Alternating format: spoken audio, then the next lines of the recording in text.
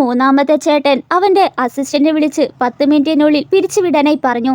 ഇവളും പേടിച്ച് ഇവർ ക്യാഷുള്ള വീട്ടിലുള്ളവരാണ്, ഇവരുമായി നമുക്ക് വഴക്കിടുന്നത് അത്ര നല്ലതല്ല. അപ്പോഴേക്കും അവളുടെ അച്ഛൻ പേടിച്ച് ഓടി വരുന്നു.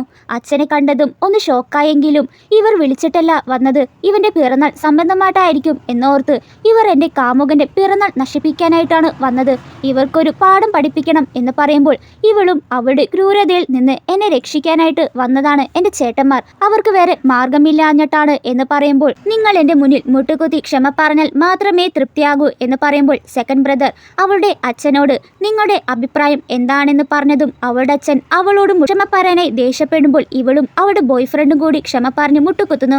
ശേഷം സെക്കൻഡ് ബ്രദർ അവളെ എടുത്തുകൊണ്ട് പോവുകയാണ്. അപ്പോൾ അവൾ ആരാണ് മിസ്റ്റർ ലിന് എന്ന് ചോദിക്കുന്നു.